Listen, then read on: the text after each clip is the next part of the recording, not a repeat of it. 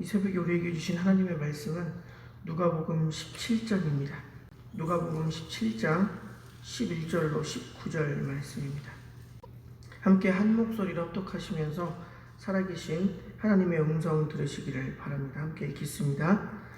예수께서 예루살렘으로 가실 때에 사마리아와 갈릴리 사이로 지나가시다가 한 마을에 들어가시니 나병 환자 10명이 예수를 만나 멀리 서서 소리를 높여 이르되 예수 선생님이여 우리를 불쌍히 여기소서 하거늘 보시고 이르시되 가서 제사장들에게 너희 몸을 보이라 하셨더니 그들이 가다가 깨끗함을 받은지라. 그 중에 한 사람이 자기가 나은 것을 보고 큰 소리로 하나님께 영광을 돌리며 돌아와 예수의 발 아래에 엎드려 감사하니 그는 사마리아 사람이라. 예수께서 대답하여 이르시되 10사람이 다 깨끗함을 받지 아니하였느냐?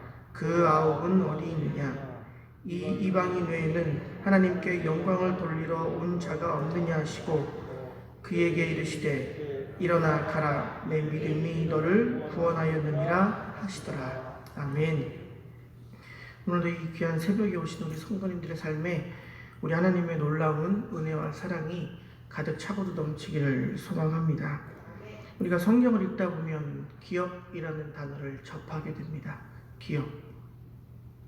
성경은 우리에게 어떤 것은 반드시 기억하라고 권면하고 있습니다. 또 어떤 성경은 우리에게 기억하지 말라고 이렇게 이야기를 합니다. 우리 사랑하는 성도님들, 어떤 것은 기억하시고 어떤 것은 기억하지 않으시겠습니까? 오늘 성경은 이 감사의 계절에 우리 하나님께 대한 감사는 기억하라고 말씀하고 있습니다. 오늘 본문인 누가복음 17장은 예수님을 만나서 나병을 고침받았던 10명의 그 나병 환자에 대한 이야기가 소개되고 있습니다.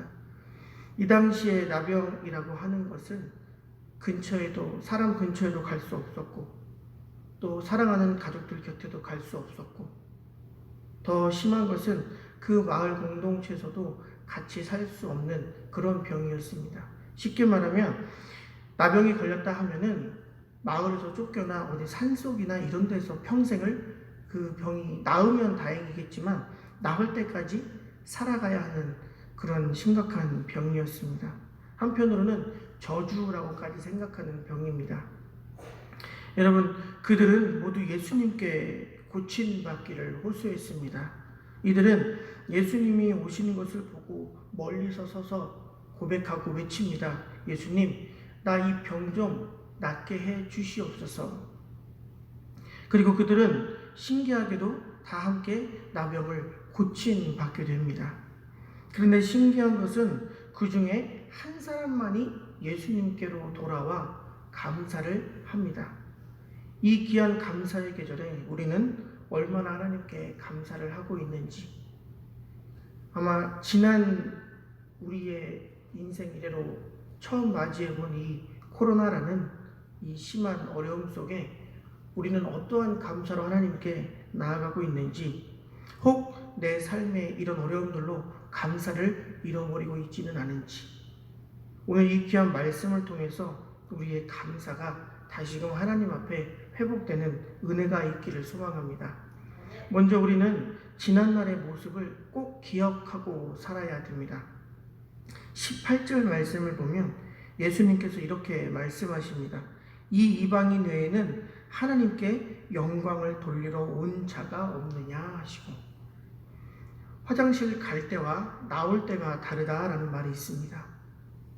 또 개구리가 올챙이 쪽을 생각하지 못한다라는 말이 있습니다. 이는 지난 과거의 모습을 잃어버린 상황을 잘 표현해주고 있는 말씀입니다. 우리의 신앙을 돌아보면 얼마나 많은 것을 하나님께로부터 받았는지 모릅니다. 그 갚을 수 없는 은혜, 그 은혜와 그 하나님의 놀라운 사랑을 입은 사람이 바로 저와 여러분입니다. 헤아릴 수 없는 그 사랑으로 우리를요 여기까지 하나님이 인도해 주셨습니다. 그리고 그 하나님이 우리와 또 함께 하실 줄 믿습니다. 그런데 왜 주님께서 주신 그 은혜와 그 사랑을 우리는 잃어버리고 사는 것일까요? 과거를 잃어버리기 때문입니다. 쉽게 말하면 지난날을 우리가 기억하지 못하기 때문입니다. 오늘 본문에 등장하는 이 10명의 나병 환자들도 그랬습니다. 지난날 자신들이 체험했던 그 과거를, 그 예수님의 그 은혜를 기억했다면 그들은 결코 감사를 잊어서는 안 됐습니다. 물론 예수님이 이 나병을 낫게 해주셨을 때에 나한테 와서 감사해야지, 하나님 앞에 와서 감사해야지, 그런 마음으로 이들을 고쳐주신 것이 아닙니다. 그런데 신기한 것은 그 9명은 온데간데 없었지만 오직 한 사람은 예수님 그 발 앞에 나와서 엎드려서 감사했습니다. 그런데 신기하게도 예수님을 찾아와서 이 감사했던 그 한 사람은 누구였냐? 사마리아 사람입니다. 즉 이방인이었다는 말씀입니다. 여기서 중요한 것은 그 사람이 사마리아인이었다는 거예요. 이방인과 같이 멸시받고 천대받고, 오늘 성경에 보면 개라고 표현될 만큼 극심한 이 천대를 받던 이방인이었습니다. 그런데 그 사람은 다른 9명과는 달리 자신의 병이 낫자마자 무엇을 했냐? 예수님께 찾아와서 예수님의 발 앞에 엎드려서 감사를 했습니다. 여러분, 이것은요, 은혜를 받았으나, 하나님으로부터 큰 은혜를 받았으나 그럼에도 불구하고 감사하지 못하고 다른 데로 가버렸던 그 9명과는 극명히 다른 모습을 우리에게 보여주고 있습니다. 다윗은 감사함으로 살아간 좋은 본인이 됩니다. 다윗이 그렇게 감사할 수 있었던 원인이 어디 있었냐? 바로 자신 그 과거의 모습을 잊지 않았기 때문입니다. 이 사무엘하 7장 18절을 보면요, 다윗이 이렇게 고백합니다. 다윗 왕이 여호와 앞에 들어가 앉아 이르되, 주 여호와여, 나는 누구이오며 내 집은 무엇이기에 나를 여기까지 이르게 하셨나이까? 이렇게 고백합니다.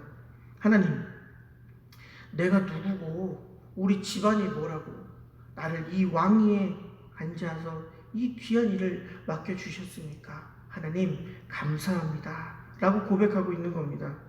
이 고백은 지난날 자신이 목동으로 살았던, 그 고생하며 살았던 그 과거, 사울 왕으로부터 몇 번이나 죽임을 당할 뻔한, 그래서 그 오랜 시간 쫓겨나 광야에서 도피 생활을 하던 그때 주님이 늘 인도하시고 도우셨던 그 날들을 잊지 않았기 때문입니다. 바울은 에베소서 2장 11절로 12절에서 이렇게 고백합니다. 과거를 잊지 말고 꼭 기억하며 사세요. 그러므로 생각하라. 너희는 그때 육체로는 이방인이요 손으로 육체에 행한 할례를 받은 무리라. 그렇게 칭함을 받았던 자들로부터 할례를 받지 않은 무리라. 칭함을 받는 자들이라. 이 쉽게 말하면 우리도 이방인이라는 겁니다. 그런데 그 뒤에 이렇게 말합니다. 그때 너희는 그리스도 밖에 있었고 이스라엘 나라 밖의 사람이라. 약속의 언약들에 대하여는 외인이요 세상에서 소망이 없고 하나님도 없는 자이더니. 이방인이라는 거죠. 우리는 소망도 없고 하늘나라 천국도 꿈꿀 수 없는 그런 사람들이었다라는 겁니다. 이게 바로 우리의 과거였죠. 그런데 지금 우리의 모습은 어떻습니까? 깨어진 하나님 관계야 다시금 회복되지 않았습니까? 그래서 우리는 천국을 바라볼 수 있는 하나님의 자녀요 백성이 되어 이 귀한 새벽에 모여서 하늘나라의 기업과 또 영생의 소망을 가지고 주님께 예배드리는 이 현실에 우리가 어찌 감사하지 않을 수가 있겠습니까? 또 내일이면 귀하고 복된 주일입니다. 내일 나에게 하나님은 어떤 은혜를 부어주실까? 말씀으로 무엇을 깨닫게 하실까? 그런 기대와 소망을 가지고 감사함으로 오늘 하루하루를 살아가야 하는 사람들입니다. 지난날 우리는 이방인이었으나 이제는 예수님의 은혜로 말미암아 우리는 하나님과의 관계가 회복된 그런 사람들입니다. 우리의 지난 과거를 잊지 말고 하나님 앞에 감사의 계절을 보내는 우리 모두가 되시길 소망합니다. 두 번째, 우리가 감사를 잊지 않고 살아가는 비결은 지금 내 안에 있는 감동을 잊지 않고 살아가는 겁니다. 우리가 이 감사의 영성을 가지고 주어진 상황과 환경에서 감사를 잃어버리지 않으려면 과거를 먼저 잊지 않아야 됩니다. 그리고 그거에 못지않게 중요한 것은 지금 내게 주시는 그 감동을 붙들고 살아가는 겁니다. 행복은 순간순간에 그 성령의 인도하심과 감동을 붙잡고 사는 사람이 경험할 수 있는 겁니다. 오늘 본문을 보면 이 나병에 걸렸던 10명의 환자들은 믿음과 순종의 신앙을 통해서 나병을 고침받았다고 생각을 합니다. 14절을 보면요. 보시고 이르시되 가서 제사장들에게 너희 몸을 보이라 하셨더니 그들이 가다가 깨끗함을 받은지라 이렇게 말씀합니다. 뭐냐면 예수님이 예루살렘에서 이렇게 가시는데 이 사마리아와 갈릴리를 사이에 두고 지나가시는데 나병 환자 10명이 나와서 멀리서 서서 외치는 겁니다. 왜요? 가까이 갈 수가 없었거든요. 나병에 걸렸기 때문에 멀리서 서서 이렇게 외치는 겁니다. 예수 선생님, 우리를 불쌍히 여기소서. 우리를 좀 낫게 해주세요. 우리를 좀 이 병에서 고쳐주세요. 외쳐 소리 지르는 겁니다. 그 외침이, 그 고백이 예수님의 귓가에 들린 거예요. 예수님이 그들에게 이렇게 말씀합니다. 가서 제사장들에게 너희 몸을 보미라. 왜 그랬냐? 이들이 나병에서 나음을 받았다고 하더라도 이때 당시 풍습이 제사장들에 가서 자기 몸을 보이는 거예요. 그래서 제사장이 당신은 나병에서 나았습니다. 이제는 마을로 다시 돌아가십시오. 당신의 가정으로 공동체로 다시 돌아가십시오라는 확인을 받아야 했습니다. 그 제사장들에게 몸을 보이라는 거예요. 근데 아직 내 몸에 병이 낫지 않았거든요. 그 제사장들에 가다가 무슨 일을 당할지도 모릅니다. 근데 이 10명이 예수님의 말씀을 듣고 바로 행동으로 옮깁니다. 그래, 우리 제사장들에게 가자. 가는 순간 자기의 몸에 변화가 생긴 것을 느끼고 몸을 보았더니 자기에게 있던 이 병들이 나은 거예요. 몸이 깨끗해진 걸 느낀 겁니다. 그런데 이게 신기한 것이 이 제사장들한테 가기 전에 깨끗해진 자신들의 몸, 나병에서 깨끗하게 자유함을 얻은 자기의 몸을 발견한 거예요. 그리고 나서 9명은 바로 자기들의 공동체로 돌아가고 이 한 명만이 다시금 예수님의 그 발 앞에 나와서 엎드려서 하나님께 감사를 올립니다. 여러분, 치유를 경험했던 그 9명도 사실은 그래, 내가 이렇게 나병을 고침받았으니 예수님한테 나와서 언젠가 내가 감사해야지, 아마 이렇게는 생각했을 거예요. 양심이 있었으니. 예수님을 찾아올 정도의 마음이 있으면 그 정도의 저는 양심은 있었을 거라고 묵상을 해봤습니다. 그런데 이 이방인, 이 사마리아 사람은 그 감동과 그 감사를요, 그 뒤의 일로 미룰 수가 없었어요. 받았던 그 은혜, 그 순간, 그 바로 감격했던 그 순간에 바로 예수님한테 찾아갑니다. 바로 예수님의 발 앞에 엎드려서 하나님 앞에 감사를 드립니다. 여러분, 태어나면서부터 안진뱅이였던 그 사람이 일어섬의 은혜를 입고 가장 먼저 했던 것이 무엇입니까? 성전으로 바로 그 두 발로 뛰어 들어가 예배 드렸습니다. 하나님 앞에 감사의 그 감격의 예배를 드렸습니다. 성령의 감동이 우리에게 임하면 그 즉시 행동하고 반응하는 것이 행복을 누리는 비결입니다. 은혜를 받았어요. 예배를 통해서 은혜를 받았는데 집에 가면 그 은혜가 기억이 나질 않아요. 한 주간 살면서 그 은혜가 기억이 나질 않아요. 여러분, 제가 목회를 얼마 하지는 않았지만 그래도 그 이 짧은 시간 목회를 하면서 가장 큰 기쁨 중에 하나가 뭐냐면 기도를 합니다. 기도를 하다가 문득 어떤 성도님이 생각이 나요. 그래서 그 성도님께 전화를 했을 때 기도의 응답이 있고 또 들려오는 그 이야기들을 들어봤을 때에는 너무너무 행복하고 감사하더라고요. 그때마다 항상 느끼는 것이 이게 진짜 목회의 기쁨이고 목회의 행복이고 이게 신앙의 경이로움이구나 라는 깨달음입니다. 이때 바로 하나님 앞에 감사하는 거예요. 그런데 더 놀랍고 신기한 것은 그에 반해서 어떤 성도님이 생각이 났는데 그래, 너무 아침 일찍부터 전화하는 건 예의가 아니지, 이따 오후에 연락을 드려야지 라고 생각하고 오후에 다른 일을 하다 보면 그 일을 깜빡합니다. 그때마다 돌아오는 것은 언제나 후회였고 언제나 아픔이었어요. 감사를 잊지 않고 살아가는 간절함이 내 안에 있다면, 정말 내가 이 감사함을 잃어버리지 않고 살아가고 싶은 그 마음이 내 안에 있다면 성령님이 지금 나에 주시는 그 감동에 즉시 반응하시길 주님의 이름으로 간곡히 축복합니다. 그리고 성령을 소멸하지 마시고 즉시 순종하시기 바랍니다. 그 방법은요, 지금 바로 찬양하는 거예요. 지금 바로 내 입술을 통해서 감사를 고백하는 겁니다. 지금 바로 내가 살아계신 하나님을 내 삶의 주인으로 인정하고 모시면 되는 겁니다. 나의 가진 그 입술로요. 그러면 우리는 언제나 감사가 넘치는 삶을 살게 될 줄 믿습니다. 아무리 내 앞에 놓인 이 어려움과 이 상황들이 나를 힘들고 어렵게 할지라도 결코 우리의 감사가, 우리의 믿음이 흔들리지 않는 그 길은 내가 지금 하나님 앞에 감사하는 겁니다.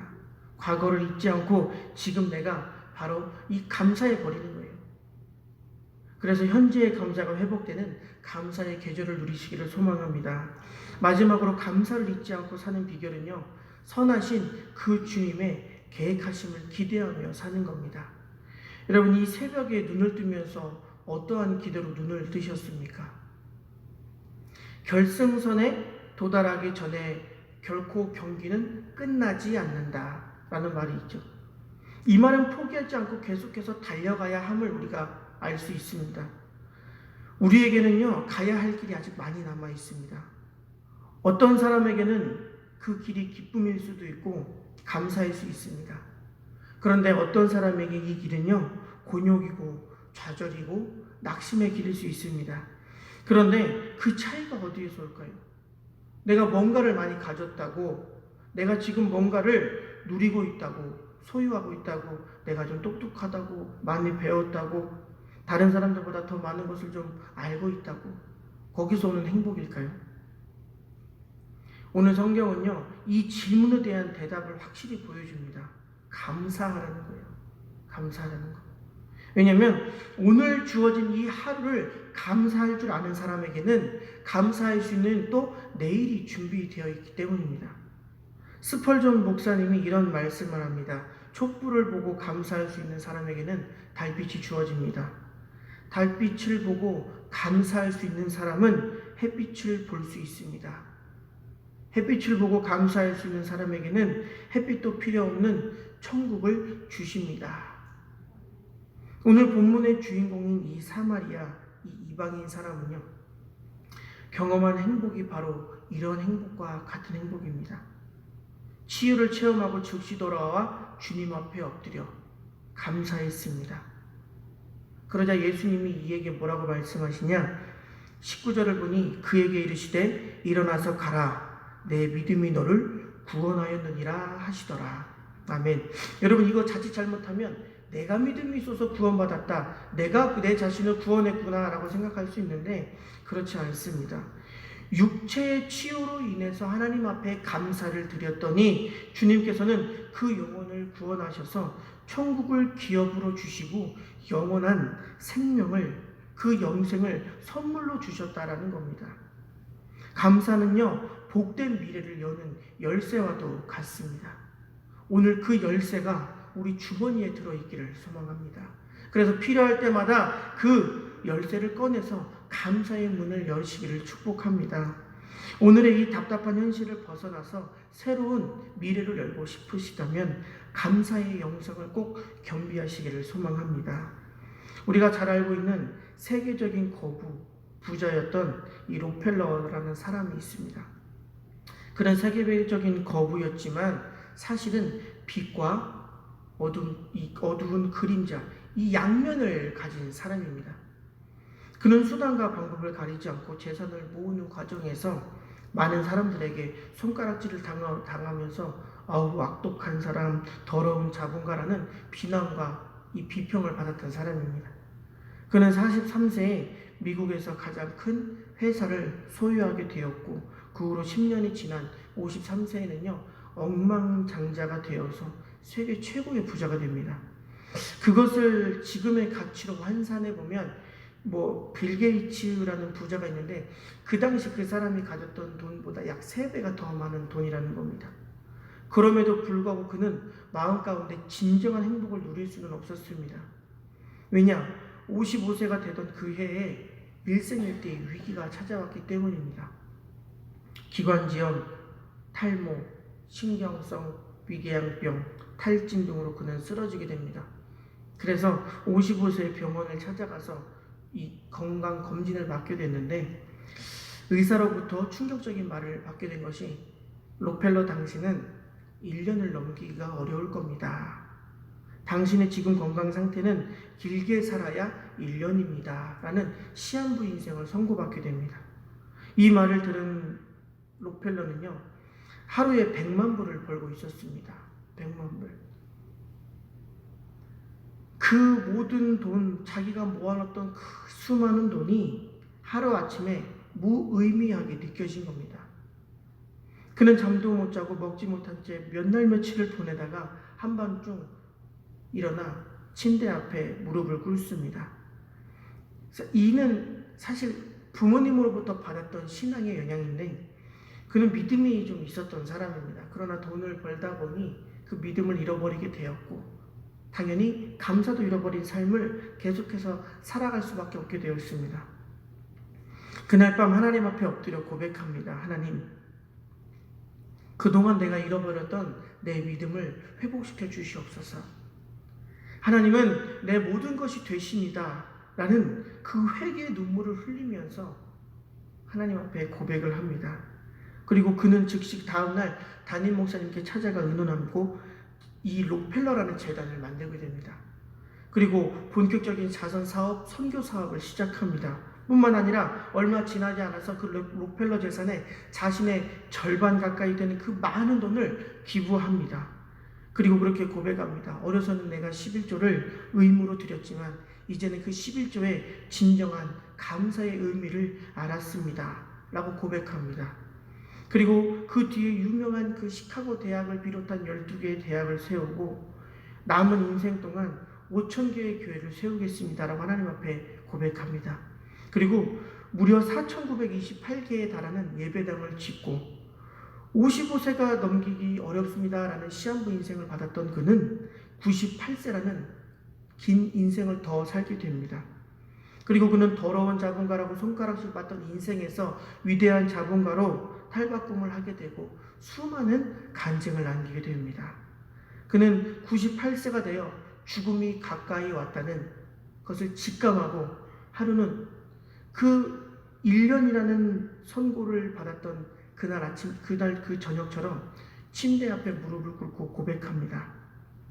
하나님, 내 인생 55년을 돌아보면 참 무엇인가가 쫓기고 불행하게 살았네요. 그런데 지난 나의 43년은 참 행복했습니다. 감사가 회복되고 내 믿음이 회복되니 나를 지켜주시는 그 하나님을 발견하게 되니 내가 참 이 43년은 다시금 내 생에도 다시 살고 싶은 만큼 행복한 인생입니다. 하나님, 내가 하루하루 천국에 먼저 간 내 아내와 가까이 감을 느낍니다. 이제는 죽어도 여한이 없습니다. 주님, 감사합니다. 라는 그 고백을 한 후에 다음날 새벽 조용히 그의 인생을 마치게 됩니다. 우리 사랑하는 성도님들, 이제껏 경험하지 못했던 이 코로나라는 바이러스로 인해서 언제나 기뻤고 언제나 감사가 넘쳤던 우리의 가정과 우리의 교회에 감사가 사라지게 되었고 믿음이 흔들리게 되었습니다. 이러한 상황에도 우리의 감사와 믿음이 흔들리지 않기를 소망합니다. 언제나 매일매일 감사의 기도를 드리는 우리 모두가 되시길 주님의 이름으로 축복합니다. 우리 말씀을 생각하면서 하나님, 오늘 잃어버렸던, 무너졌던, 깨어졌던 나의 감사가 회복되게 하여 주시옵소서.